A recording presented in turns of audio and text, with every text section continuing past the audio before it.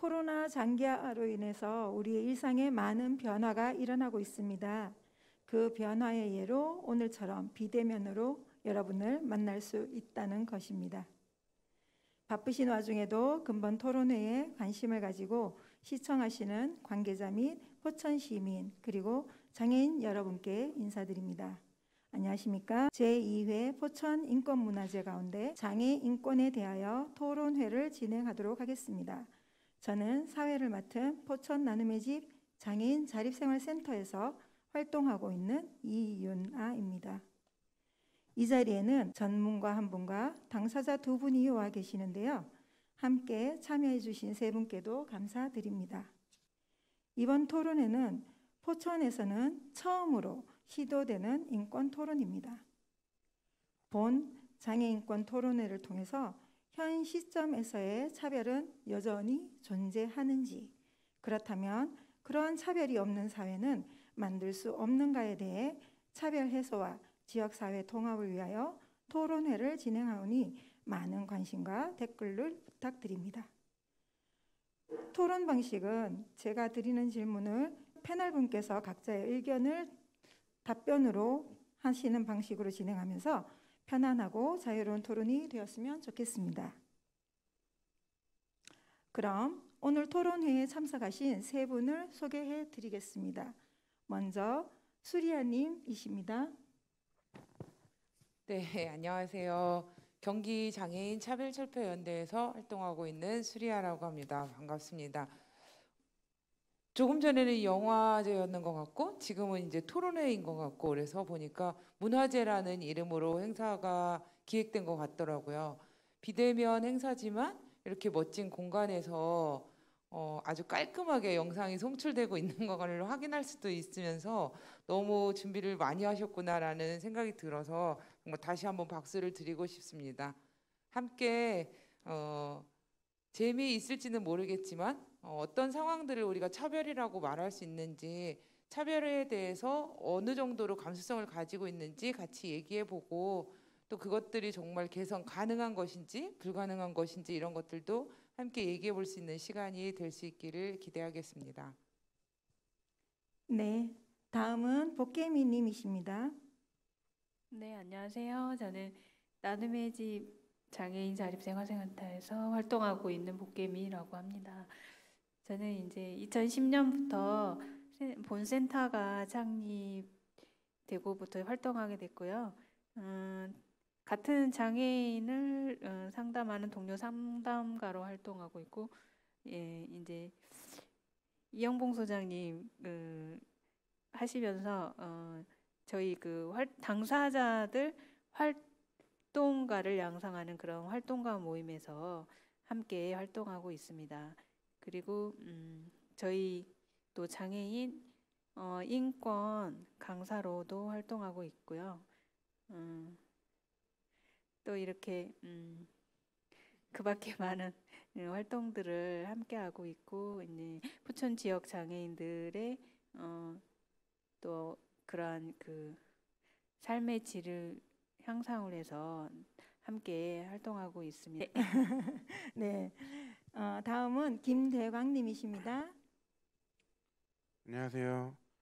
저는 포천 나눔의 집 장애인 자립생활센터에서 인권활동하고 있는 김대광입니다. 저는 보시는 바와 같이 체중증 지체 장애인이고요.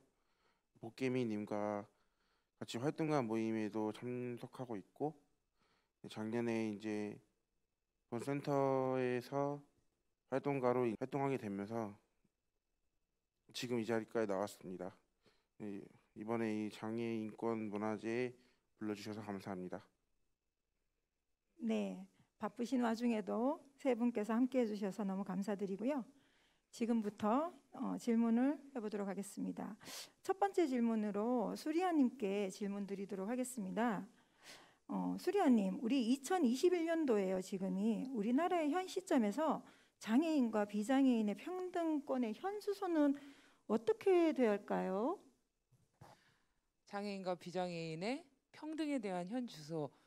네, 혹시 어제 그 장애인 차별철폐연대의 소식 방들이 있잖아요. 우리가 SNS 거기를 통해서 어떤 일이 있었는지 혹시 보셨는지 모르겠어요. 포천에 계시는 동지분들이. 근데 이제 지금 막강한 대선 후보이시죠. 두 분이 계시잖아요. 그 중에 한 분이 어제 이제 그 전국장애인 차별철폐연대가 있는 서울의 마로니에에서 젊은 층들 2030 세대의 그 표심을 사겠다라는 게 지금 굉장한 이 대선 후보들의 굉장히 공을 들이고 있는 부분인데, 그래서 이제 어제는 대학로에서 그 젊은 문화예술인들을 만나는 그런 자리를 마련하기 위해서 그 후보 중에 한 분이 이제 오셨어요. 제가 뭐 여기에서 이름을 거론해도 되는지 모르겠어요. 아시는 분들은 아마 다 아실 거라서. 근데 이분이 이제 장애인과 관련된 이런 법안들을 제정 개정해 주십시오라고 그 후보를 만나러 간 그 대표단들에게 뭐라고 표현했냐면요. 아, 장애인도 정상인과 같이 똑같이 살 수 있게 제가 대통령이 되면 노력하겠습니다. 느껴지시는 게 있나요? 뭔가가? 혹시 우리 복개미님. 정상이 표현이 역시 잘못된 것 역시 같아요. 강사님 다르시네요. 네네. 그래서 정상인이 아니라 사실은 비장. 장애의 정책과 관련된 어떤 법안 얘기를 하러 갔던 대표님이 갑자기 그 대선 후보를 향해서 정상인이 아니고 비장애인입니다라고 교육을 시키는 그 사진이 이제 사진 기사로 막 나왔더라고요. 그래서 우리 이은하 국장님이 지금 질문 주신 것처럼 현 시점은 어떠한가? 지금 21세기 이제 벌써 2021년도가 마지막 달인데 그래서 대한민국 사회에서 적어도 장애인 인권에 대한 감수성은 어느 정도인가라고 생각해 봤을 때 그렇게 답변 드리고 싶어요. 막강한 대선 후보라는 분들이 여전히 장애를 정상이냐 비정상이냐로 나누고 있다. 이 정도면 혹시 답변이 될까요? 그러게요. 여전히 저희 비장애인과 함께 장애인도 함께 살아가고자 외친 지가 저희가 몇십 년이 지난 것 같아요. 그죠? 그럼에도 불구하고 여전히 장애인과 비장애인의 차이도 제대로 인지하지 못하고 있다는 그런 말씀이었던 걸로 기억이 되고요. 그러면 혹시 포천도 되게 굉장히 열악하다고 하는데요. 경기 북부 지역이잖아요. 포천시를 포함해서 경기도에서 또 장애인권에 대한 현실은 또 어떨까요? 네, 포천은 사실은 포천 나눔의 집 장애인 자립생활센터가 있어가지고 저는 뭐 크게 차라리 대한민국의 중심인 서울의 종로보다 낫지 않나? 뭐 이런 기대를 해보기도 하는데, 사실 이제 더 솔직하게 말씀드리면 포천의 상황까지는 정확히는 모르고 있어요. 그래서 우리 두 분이 이제 포천에서 활동하고 계시는 두 분이 또 어떤 이야기를 해주시면 좋을 것 같고, 경기도에서도 많은 사건들이 있죠. 특히 오늘 이제 앞전에 보셨던 영화가 탈시설과 관련된 영화였는데, 경기도가 아시다시피 전국에서 전국 광역 시도 중에서는 가장 많은 장애인 거주 시설이 운영되고 있고, 또 여전히 이제 개인 미신고 시설들도 가장 많은 곳이었죠. 재작년 9월에 복지부가 전수조사를 했을 때도 경기도에서 가장 많은 장애인 미신고 시설들이 발견이 됐어요. 미신고 시설이라 함은 그나마 어떤 법인격의 형태가 아니고 드라마나 큰 뉴스에서 많이 보실 것 같은데, 이제 그 사랑과 섬김, 희생 봉사의 정신으로 저 산골짜기에 다 쓰러져가는 집에 오갈 곳 없는 장애인들을 갑자기 데려다 놓고 사랑과 희생 봉사의 정신으로 그들을 보살핀다는 묘명 아래 이제 여러 가지 루트로 후원을 받기도 하시고 본인들의 오히려 배를 채우는 이런 일들도 많이 발생하고 있죠, 여전히. 특히 그 경기도에서 최근에 이제 불거졌던 차별 사례, 이거를 지금 계속 경기도와 그다음에 포천에서 멀지 않아요. 이웃하고 있는 의정부에 계시는 분의 사례인데, 이분은 만 65세가 넘어가게 된 시점에서 활동 지원을 더 이상 계속 지원받지 못하고 장기요양으로 넘어가야 되는 이런 상황이었고요. 그런데 돌보는 다른 가족들이 있었던 것도 아니고 그 완전히 와상장애셨거든요.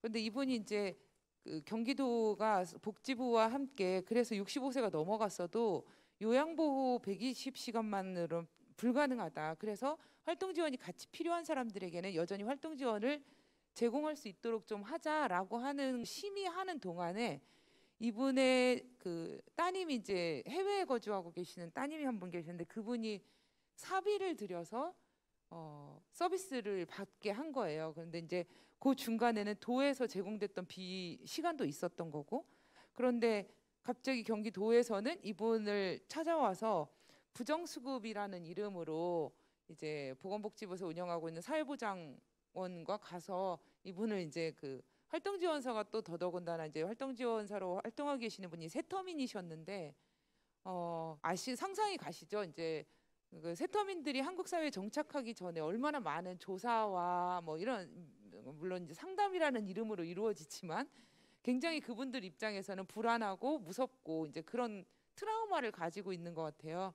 그런데 갑자기 본인이 일하고 있는 곳에 도청과 복지부 산하의 기관이라고 하는 사람들이 와서는 문제는 뭐였냐면 이분이 24시간 지원을 받고 있는 분이었는데 활동지원사한테 잤어 안 잤어 요렇게 물으신 거예요. 그리고 당신이 잤는데 안 잤다고 거짓말을 할 경우에는 감옥을 갈 수도 있다. 이렇게 표현을 하셔가지고 이분이 너무 무서워서 잤어요.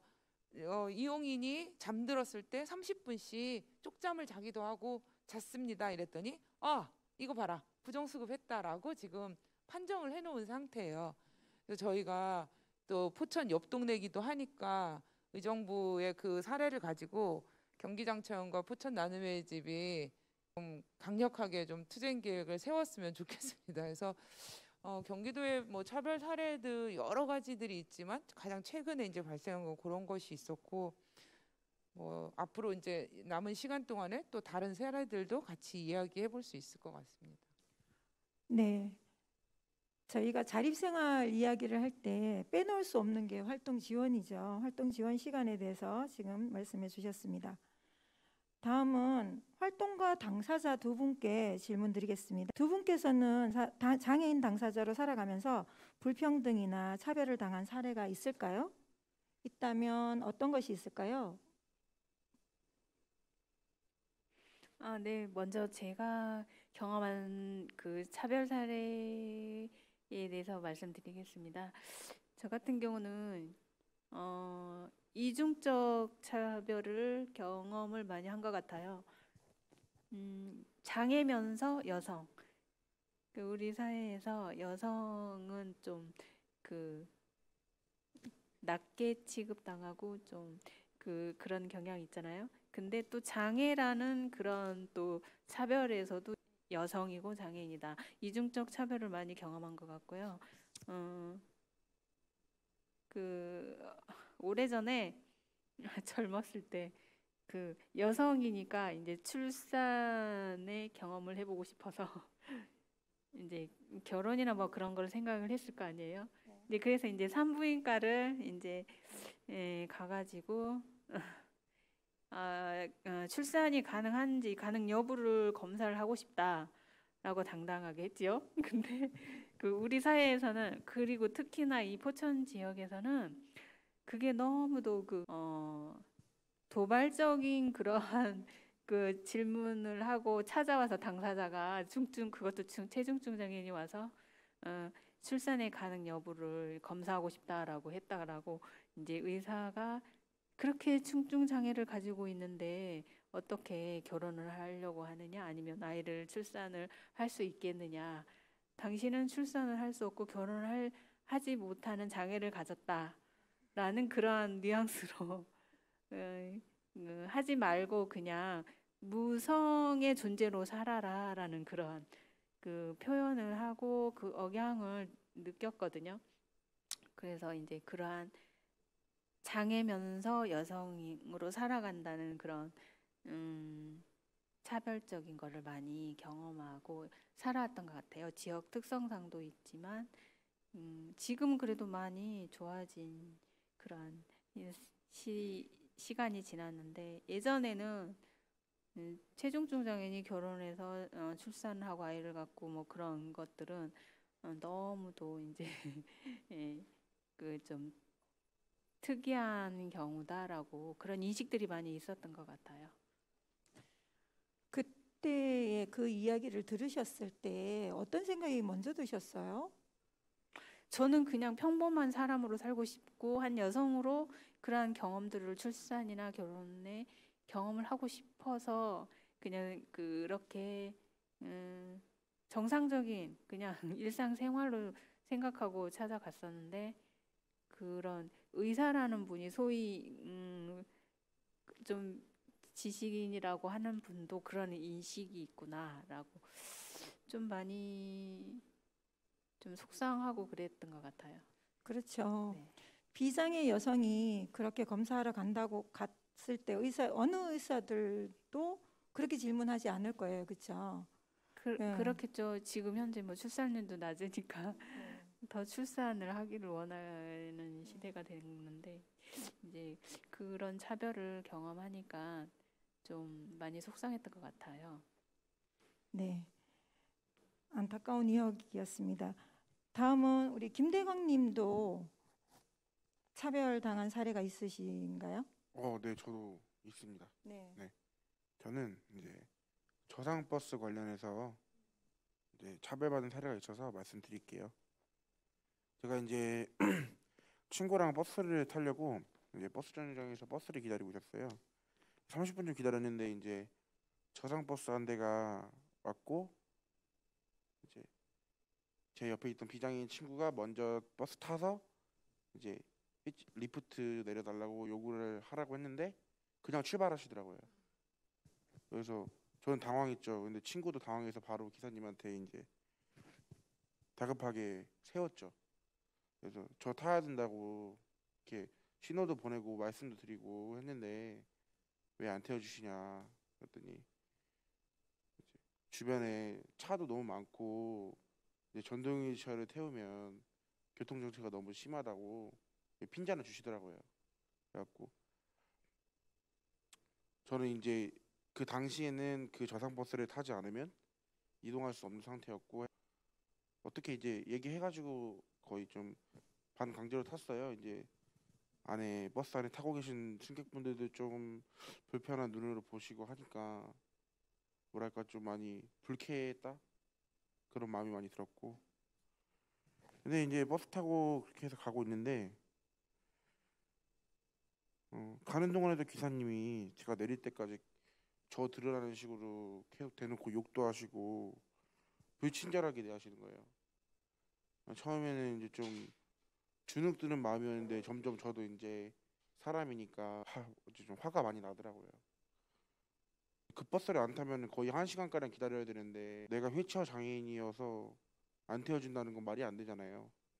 저도 이제 한 인권이 있는 사람인데 그래서 저도 참다 이제 기사님한테 한 말씀 했죠.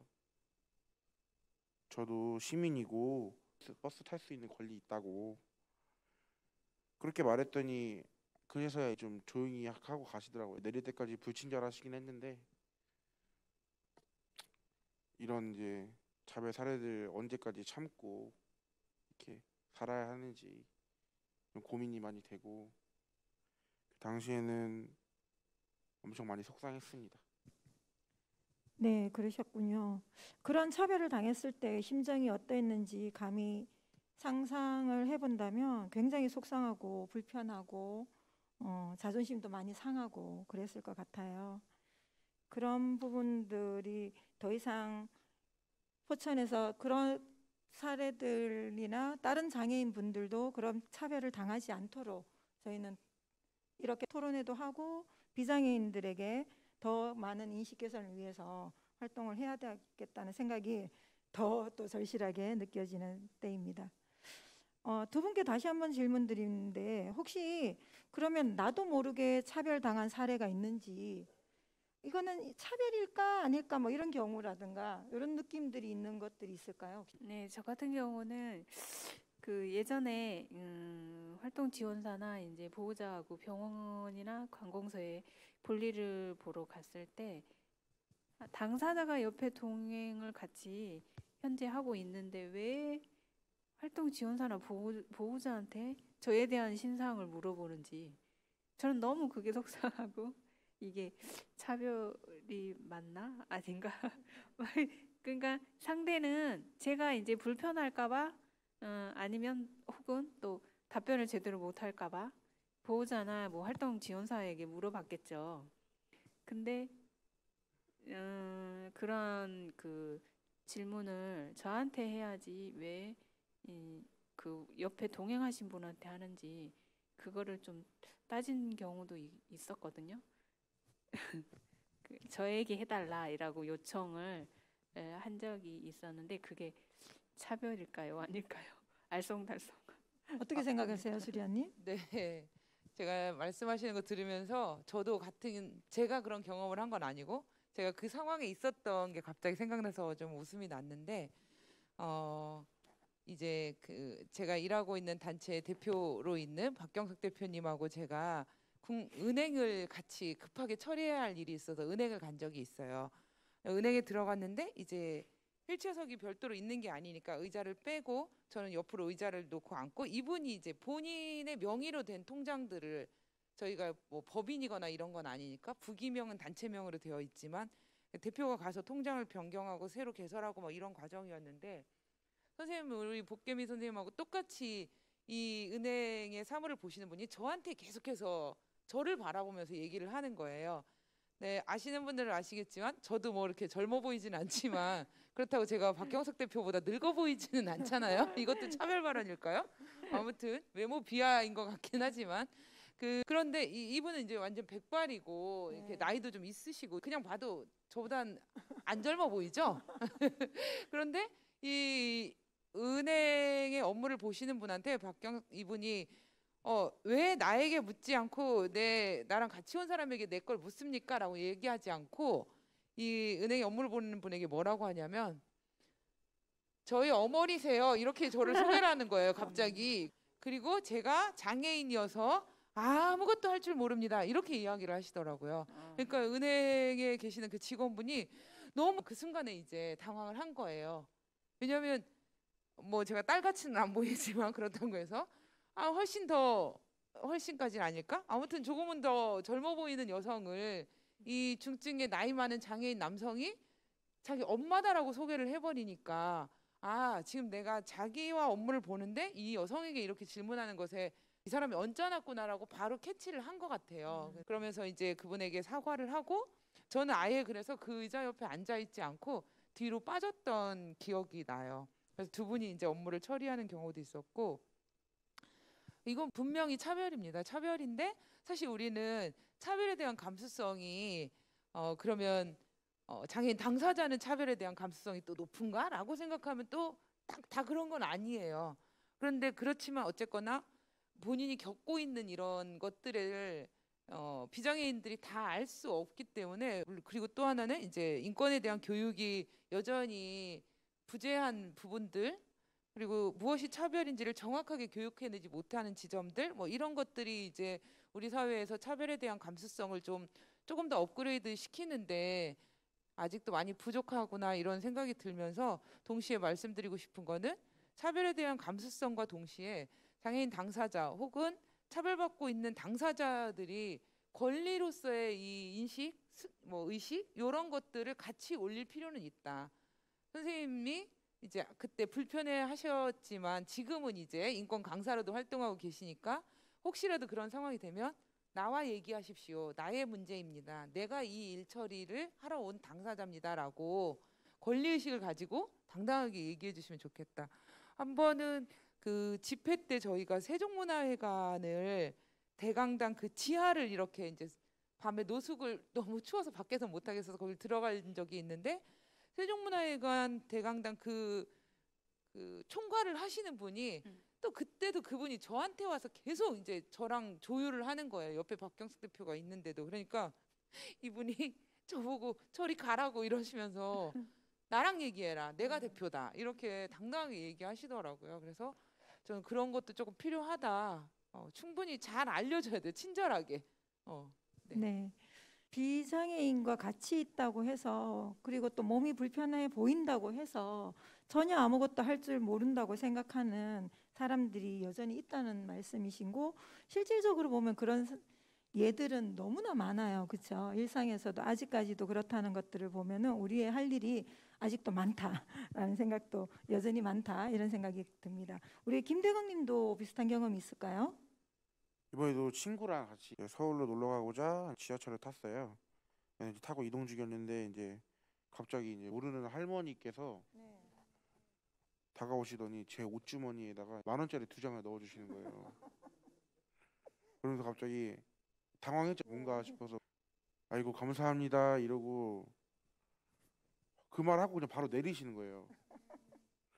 그래서 순간 많이 어리둥절하고 당황했고 이제 집에 와가지고 곰곰이 생각을 해봤어요. 왜 그러셨나? 네, 내가 장애인이라서 불쌍한데 불편한 몸을 이끌고 바깥 생활하는 게 안쓰러웠나? 아니면 고마웠나? 이런 마음이 두 가지 의문점이 들었습니다. 그러게요. 이거는 기분이 나빠야 될까요? 어떻게 돼야 될까요? 네, 아마 그분이 고맙다고 했다면 이렇게 살기 살기 힘든 세상에 당신이 사라지니까 그 나한테 희망이 되다. 저희가 이제 거주 시설을 이렇게 콕 집어서 얘기하기도 그렇지만 많은 장애인 단체나 기관 시설 뭐 이런 곳에서 특히 후원 행사 뭐 특히 이제 종교 시설이라고 하면 크리스마스 행사 이런 거를 할 때 그 대부분의 많은 분들이 그 당사자들의 이제 뭐 예를 들어서 시설로 표현하면 이제 시설에 거주하는 분들이 막 무슨 뭔가 행사를 공연을 하시고 나서 후원자들이나 이런 분들이 앞에 나와서 소감을 말할 때 뭐라고 말하시는지 혹시 아세요? 정말 당신들을 보니 내가 내 삶에 너무너무 불평이 많고 불만이 많았는데 하나님께 감사하며 살아야겠습니다. 정말 사랑합니다, 형제님 이러면서 그죠? 왜 신체가 됐든 뭐 지적이나 발달 장애가 됐든 장애인의 삶과 비장애인인 당사자들의 본인들의 삶을 비교하면서 그래도 내가 저 사람보다는 행복하지. 내가 저 중증 장애의 몸을 갖지 않고 태어난 것이 행복하지라고 비교를 하는지 모르겠어요. 사실은 이거는 장애인 차별이 아니라 그냥 나를 누군가와 비교하는 것 자체가 제가 조금 전에 우스갯지만 박경석 대표가 나보다는 늙어 보인다라고 한 이 비교조차도 어떻게 보면 명백히 그 사람의 외모를 비하한 것이고 차별 발언을 한 것이죠.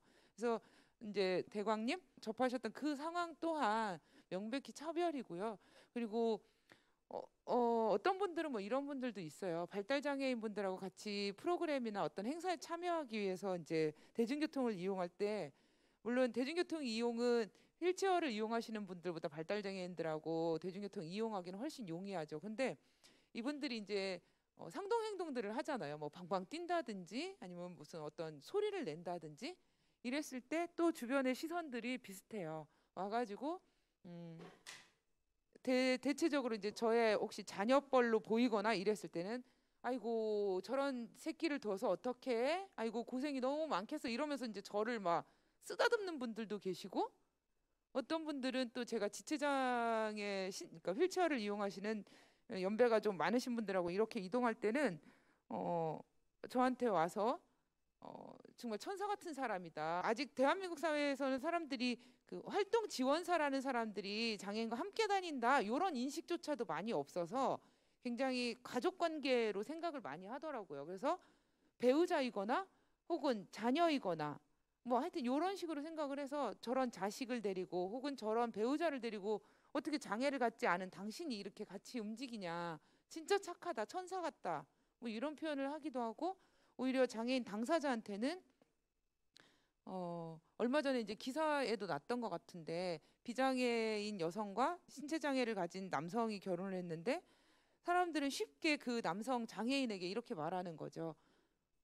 얼른 임신부터 시켜.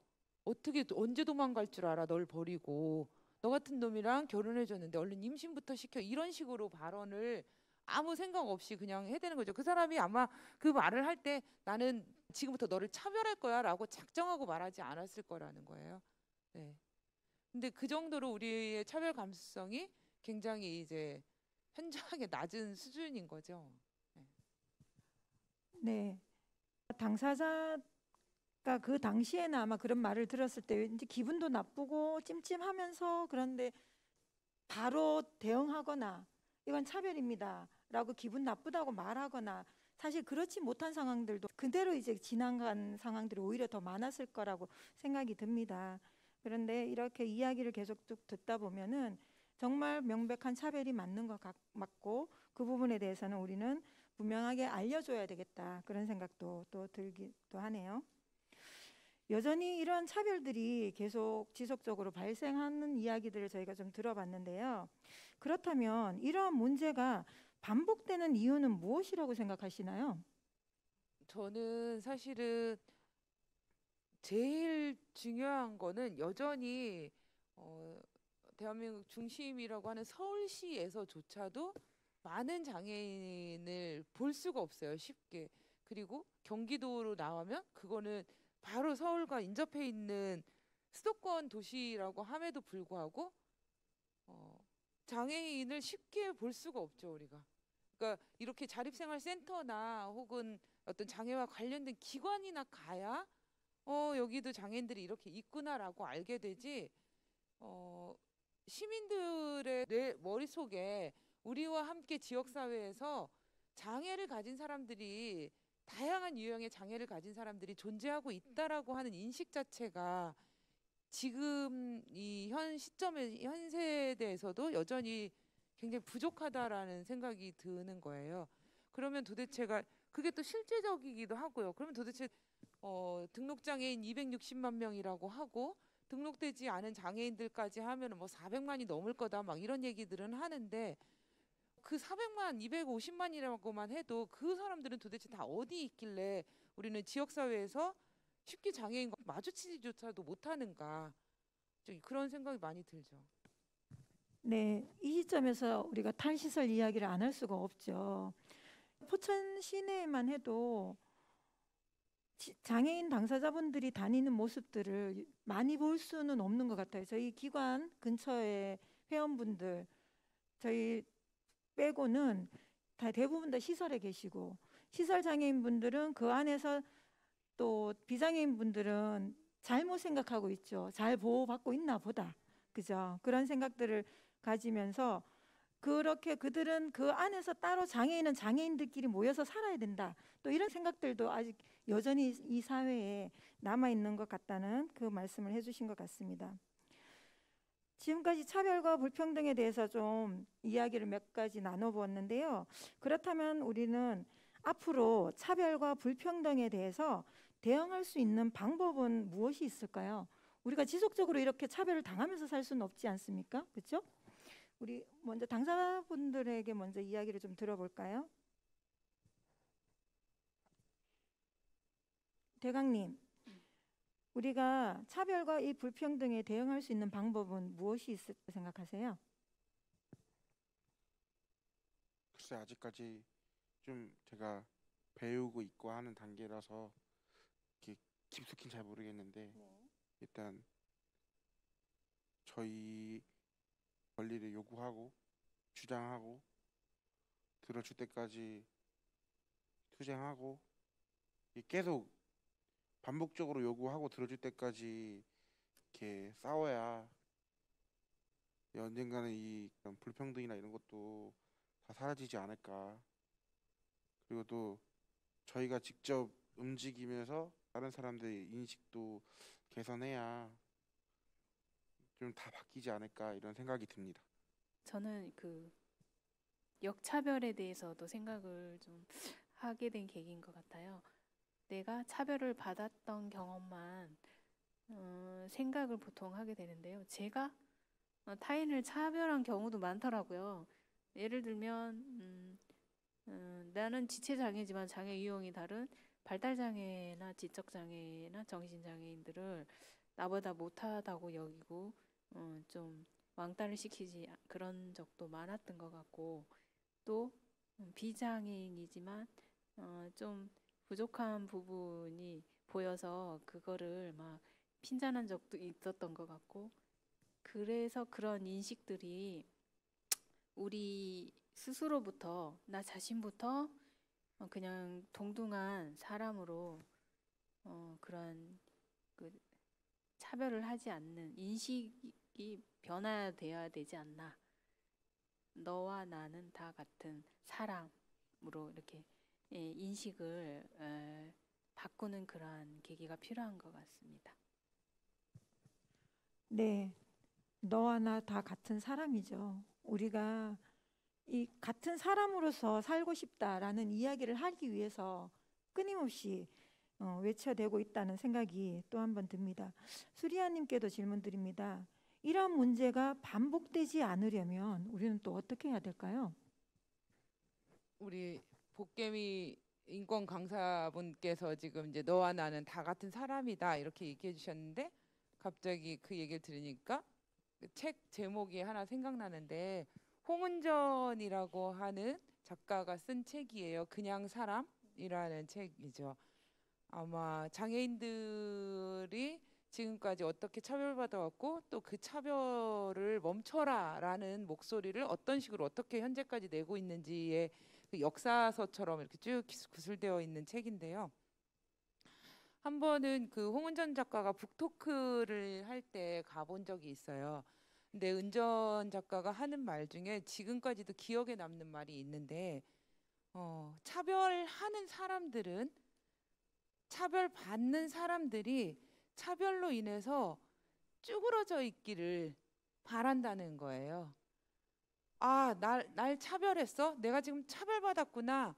아, 우리 아까 김대광님이 말한 것처럼 나 차별받았어. 당신이 지금 나에게 한 것은 차별이야 라고 명확하게 알려주고, 나도 인권이 있고 나에게 권리가 있어. 그건 내 권리였어 라고 주장하고 요구하고 하는 것이 아니라, 그런 태도가 아니라, 차별받은 사람들은 그 트라우마와 상처와 이걸 가지고 그냥 이렇게 쭈그러져 있기를 바라고 차별을 한다는 거예요.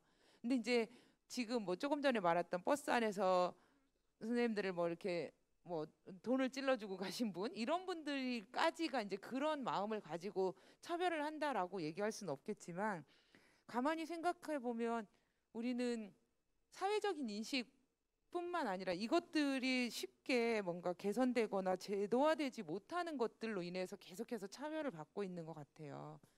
특히 이제 오늘 영화를 보셨던 시설 거주, 그러니까 왜 도대체 장애인이 지역사회에서 함께 살 수 없는가 고민해 보면 굉장히 많죠. 함께 지금 못 살아요, 그죠? 지금 당장 최중증 발달 지체 장애인들이 다 지역사회로 나와서 살 수 있나요? 장애인이 쉽게 이동하기도 어렵고, 그 장애인이 시설 안에서 나와서 뭔가 지역사회 네트워크를 구성하기 위해서는, 사람이 관계를 맺기 위해서 가장 중요한 것은 노동이고 일자리거든요. 그러면 최중증 발달 장애인들이, 지체 장애인들이 지역사회에 나왔을 때 노동할 수 있고 일자리를 쉽게 구할 수 있을 것인가? 그러니까 장애인의 노동 문제가 또 걸려 있고요. 그다음에 교육받지 못한 장애인들 여전히 존재하죠. 그래서 일반 학교, 그러니까 특수학급이 있는 학교는 그나마 나은데, 일반 학교에 장애를 가진 사람이 접근하기가 어렵거나 혹은 발달 장애를 가진 사람은 일반 학교에 가지 못해서 결국엔 특수학교를 또 별도로 마련해서 배제되는 상황인 거잖아요. 이것도 이런 교육의 문제, 노동의 문제, 이동의 문제, 그다음에 이제 주택의 문제도 있죠. 사실은 시설에서 나오시는 분들에게 지원주택이라는 혹은 자립생활주택이라는 이름으로 SH나 경기도 같은 경우는 GH에서, 그러면 임대주택을 마련할 때, 임대아파트를 마련할 때 장애인에게 특별 분양하기 위한 어떤 조건들을 갖추고 그 시설들을 설치해 놓고 몇 채를 하겠다, 뭐 이런 계획들이 지자체도 정부도 전혀 없는 거예요. 그래서 저희가 아마 포천은 아마 그날 이제 행사가 있었던 것으로 알고 있지만 12월 3일이 세계 장애인의 날이었잖아요. 세계 장애인의 날에 여의도 국회 앞에서 장애인의 탈설 지원법, 장애인의 평생교육법, 그리고 교통약자 이동편의 증진법의 개정, 뭐 이런 것들을 이제 쭉 요구하는 아까 대강님이 얘기하신 이제 우리만의 투쟁을 또 진행했었고 지금 아까도 말씀드린 그런 강력한 대선 후보들과의 어떤 정책을 약속받으려고 지금 계속 투쟁을 하고 있죠. 그래서 말씀하신 대로 그러니까 지역 사회에서 내가 만나는 사람과의 소소한 그리고 아주 친절한 이제 인식 개선은 그것대로 진행을 하면 되되 사실은 정확하게 이것이 장애인의 권리입니다라고 국가가 제도적으로 법으로 인정할 수 있도록 우리는 또 그 투쟁도 함께 해나가야 될 것 같아요. 네, 맞습니다. 우리 사회에서 고질적인 차별로 인해서 장애인은 비장애인에 비해서 사회 참여가 크게 제한되고 있죠. 많은 장애인은 국가의 거주시설 정책으로 인해서 지역사회에서 또 격리되어 상호작용이 배제된 채로 수용되어 살아가고 있다는 이야기도 나누었습니다.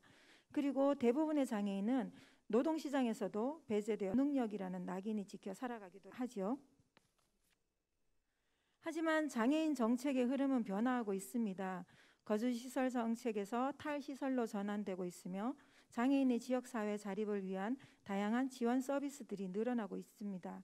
이에 따라 지역사회에 정착하는 장애인을 대상으로 지역사회 기반의 집중적이고 체계적인 지원 서비스의 필요성이 제기되고 있는 상황 안에서 지금 중앙에서 일어나고 있는 탈시설 지원법, 지금 현재 또 발달장애인 부모님들도 24시간 지원 체계를 마련하기 위해서 또 단식 농성도 지금 진행하고 있었죠. 네. 그런 부분들을 봤을 때 중앙에서는 중앙대 나름대로 또 활동을 하고 있듯이 이러한 맥락에서 저희 포천에서도 포천 본센터를 포함하여 포천 420 권익공허연대에서도 올 10월에 제9회 두 바퀴로 가는 세상을 도보 행진을 마쳤습니다. 그 마치는 상황에서 포천시장님께 7가지의 요구안을 전달하기도 하였죠. 그 안에 지금 말씀하신 것들이 다 있습니다. 포천에서도 이동권, 아까 이동권에 대한 불편을 사례로 들었잖아요. 이동권, 탈시설 권리보장, 자립생활 권리보장, 노동권 확대, 평생교육 권리보장, 발달장애인 권리보장, 재난시 장애인을 위한 매뉴얼을 만들어 달라는 그런 7가지의 요구안을 전달하기도 하였는데요. 저희가 벌써 올해 또 9번째까지였는데 이런 이야기들이 지자체 단체장님들께 끊임없이 이야기해야 되고 의원님들께도 끊임없이 이야기를 하면서도 변화가 전혀 없는 것 같지만 그래도 조금씩 포천시도 변화되고 있는 것 같습니다.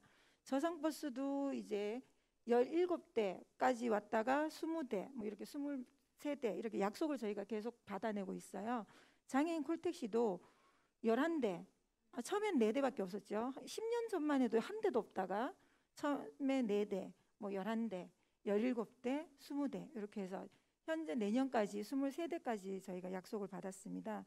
이렇게 장애인분들이 지역 안에서 이동하고 공부하고 인정받을 수 있도록 지역 안에서 살아갈 수 있는 환경을 만드는데 우리는 더 역할을 해나가야 되겠다는 생각이 듭니다. 시간이 남은 관계로 추가 질문을 하나 더 드리도록 하겠습니다. 2022년 3월에는 대통령 선거가 있고요. 6월에는 지방선거가 있어요.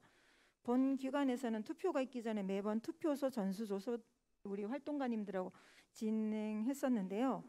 당사자들께 질문 드리겠습니다. 투표소에서 혹시 겪은 차별이 있을까요?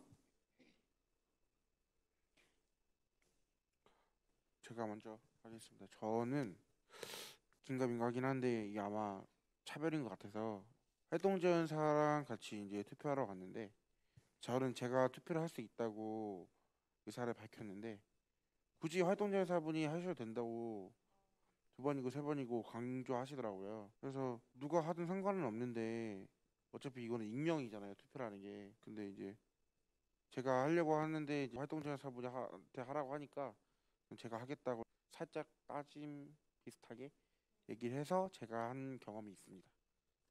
네, 살짝 따지시지 마시고 이제 앞으로는 잘 따지시면 될 것 좀 같습니다. 강력하게 따지겠습니다. 네, 우리 김당현님께서 어린 나이에도 불구하고 그래도 내가 차별을 받고 있구나 바로바로 캐치를 하시고 잘 이야기하면서 대응하시는 것 같아요. 우리 복개미님도 투표소에서나 비슷한 차별 사례가 있을까요? 포천 지역 특성상 그저 예전에는 편의 시설이 좀 갖추어지지 않은 곳이 많았던 것 같아요. 음, 그래서 이제 2층에 그런데 뭐 엘리베이터도 없는 데에다 투표소를 만들어 놓고 투표를 하러 가면은 할 수가 없어가지고 막 그랬던 경우도 있고 또 뭐 예전에는 공무원이 그 집에서 해도 된다고 거소 투표 그거를 막 전화 와가지고 그걸 신청하라고 아니 나 갈 수 있다고 가서 하겠다고 막 그랬던 경우도 있었던 것 같아요. 네, 잘 대응하셨네요. 투표소 저희 지난번에 가장 황당했던 거는 경사로는 분명히 설치가 되어 있더라고요. 근데 그 앞에 자갈밭이에요. 휠체어가 자갈밭을 어떻게 지나가라고 그 자갈밭 가운데다 저기 경사로를 설치했는지 참 그러니까 반은 되고 반은 안 되는 그런 현실들이 있고 뭐 화장실은 기본이에요. 그죠? 전용 화장실이 있는 곳은 정말 포천시는 찾아보기가 굉장히 어렵습니다. 그리고 투표소뿐만 아니라 포천시에 공원이 몇 개 꽤 돼요. 몇 개의 공원이 있는데 장애인 전용 화장실이 설치된 곳이 2곳밖에 없어요. 그러면서 저희가 행진을 진행하거나 소호읍에서 포천시청까지 11.5km를 행진을 하는데 그 가운데에 장애인 전용 화장실이 한 군데도 없어서 참 그 대기업이 운영하는 이마트에 갈 수밖에 없는 그런 실정입니다. 여전히 포천시가 열악하다는 말씀 드리고요. 어느 정도 저희가 이야기를 조금 이제 마무리를 해 나가야 될 것 같습니다. 혹시 추가적으로 나 오늘 꼭 이러한 차별에 대해서 이야기하고 싶다라는 부분들이 있을까요? 이야기하고 싶었는데 빠진 부분 있으면 한 가지씩만 얘기해 볼까요? 취업에서의 그 차별 사례인데요.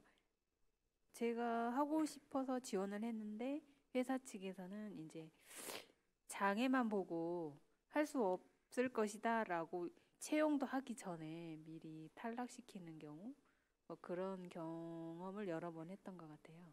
그런 차별이 지금 이제 장애인 의무 고용률 때문에 또 고용을 많이 늘어난 변화된 사회가 오긴 했지만 아직도 그런 차별들을 많이 하는 것 같아요. 그런 게 빨리 좀 개선이 돼야 될 것 같습니다. 그래서 중증 장애인들도 인간다운 삶을 직업 생활을 통해서 비장애인과 동등하게 하면 정말로 자립 생활이 빨리 이루어질 것 같습니다. 네, 노동권에 대해서 말씀하셨는데요. 저희 복지 일자리가 포천시에서 이제 복지 일자리나 행정 일자리들이 했는데 올해 64명에 대한 채용 공고가 났더라고요. 차츰차츰 이 일자리도 늘어나긴 해요. 근데 어제 저희가 네트워크 간담 회의에서 나누었던 이야기인데 발달장애인 분들이 취업하기에는 너무너무 어렵다는 거예요. 포천시도 공업단지가 굉장히 여러 개가 있습니다. 굉장히 많은 산업단지, 공업단지가 있음에도 불구하고 장애인 의무 고용률은 여전히 지켜지지 않는 것 같아서 그 부분에 대해서 다시 한번 지금 시청하고 계시는 분들께서도 다시 한번 우리 장애인 분들에게 일자리를 제공하여서 장애인 분들도 지역 안에서 함께 살아갈 수 있다는 것들을 인지해 주셨으면 감사하겠습니다. 김대감님 혹시 더 이야기하시고 싶으신 거 있을까요?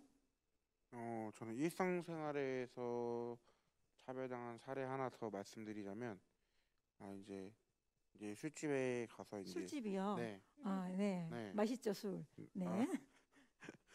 다른 사람이 이제 지나가면서 네. 제 휠체어를 이제 치고 갔어요. 조금 세게. 아, 근데 이제 취했나 보다 하고 저는 가만히 있었는데 네. 이제 옆에 지인들이 그 같이 있던 자리 친구들이 치고 갔으면 사과를 하는 게 맞는 게 아니냐 이게 따지더라고요. 네. 따졌는데 그 사람이 장애인이면 집에나 있을 것이지 왜 나와서 술을 먹냐 이런 식으로 얘기를 하시길래 화가 나서 이제 싸웠던 이런 경험도 있습니다. 네. 그때는 참지 않고 싸우셨군요. 네. 네, 술 이상. 마실 수 있죠. 네? 지금까지 이제 각 본인들이 당사자들이 겪었던 차별 그리고 우리 전문가님께서 생각하셨던 차별에 대해서 이야기를 나누었습니다.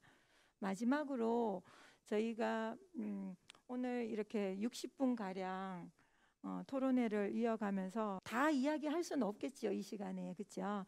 그렇지만 지금까지 이제 나누었던 이야기들을 생각 한번 해보시면서 소감을 한마디씩 하시면서 이제 마무리를 해볼까요? 네. 저부터 할까요? 네. 네. 시작할 때도 말씀드렸지만 이렇게 인권 문화제라는 이름으로 그냥 단 영상을 보면서 충분히 또 느껴지시는 것들이 있겠지만 그걸 이렇게 함께 이야기 나누면서 정리할 수 있는 이런 토론회까지 중간중간에 이렇게 기획하신 게 너무 멋지신 것 같고, 지금 이제 두 분의 사례들을 많이 얘기들 해주셨지만 그게 이제 복개미님 같은 경우는 뭐 젊었을 때의 경험이다 뭐 이런 이야기도 하셨지만 여전히 그런 사례들이 존재하고 있고 이래서 참 차별에 대한 감수성. 그래서 이제 저희는 장애인 권리보장법, 탈설지원법 이런 것도 얘기하지만 이제 지금 국회 바로 정문 담벼락 밑에 차별금지법 제정을 위한 많은 인권단체들이 돌아가면서 그 조그만 농성장이에요. 거길 지켜가면서 지금 차별금지법을 다음 대선에서 꼭 제정할 수 있도록 해달라고 계속 농성을 하고 있습니다. 그래서 사실 차별금지법 하면은 많은 사람들이 그냥 성소수자만 생각하는 이런 경향들이 정말 많은데 그렇지 않은 법안이라는 거를 지지하시는 많은 분들은 알고 있을 거라고 생각해요. 그래서 포천 나눔의 집 센터 활동가들을 비롯해서 포천 지역에서 계시는 분들도 차별금지법 뭔가 관심 가져주시고 이런 법은 정말 필요한 법이다. 내가 어디에서든 차별받았을 때 그게 장애인이든 비장애인이든 뭐 이주민이든 여성이든 아이든 간에 차별받았을 때 나를 보호해줄 수 있는 법이 존재한다는 거잖아요. 그래서 그거에 많은 또 관심 가져주시고 으쌰으쌰 같이 힘을 나눠주시면 좋을 것 같습니다. 고맙습니다. 네. 다음은 우리 복개미님께서 오늘 토론회 쭉 얘기하시면서 어떤 생각이 드셨을까요? 네, 토론을 하면서 저는 지역에서 많이 저희 센터와 함께 공감대를 이룰 수 있는 그런 연대 단체가 많이 필요하다. 그래야 저희 지역이 인권이 좀 향상되고 누구나 차별받지 않는 평등한 지역이 되지 않나 이런 생각을 많이 하게 됐고요. 그래서 이 시점에서는 많은 저희와 함께 같은 뜻을 모으는 단체들, 연대를 많이 만들어 가야 되겠다라는 것을 생각도 했고 또 다짐을 하게 되어 보았습니다. 네, 감사합니다. 김대강님께서 또 말씀해 주시겠어요? 어떻게 보면 저희 장애인들이 차별받은 사례들이 상처잖아요.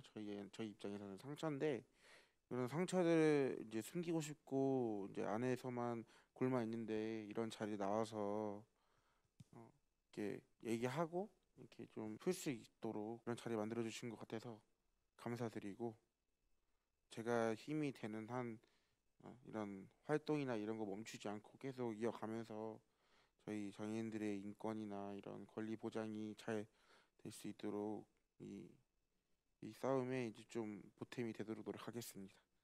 불러주셔서 감사합니다. 네. 다시 한번 본 인권 토론회를 통해서 현 시점에서의 차별은 여전히 존재하는지, 그렇다면 그러한 차별이 없는 사회는 우리가 앞으로 어떻게 해나가면서 만들어갈 수 있는가, 각 분야별로 차별 해소와 지역사회 통합을 위하여 토론회를 진행하였습니다. 시청자분들께서는 많은 관심과 댓글 부탁드리겠습니다. 지금까지 포천 시민의 권리를 노래하다 포천 인권문화제 장애인권 토론회를 마치도록 하겠습니다. 감사합니다. 수리아님, 김대광님, 복개미님 함께해 주신 세 분께도 다시 한번 감사 인사드리겠습니다. 고맙습니다. 감사합니다.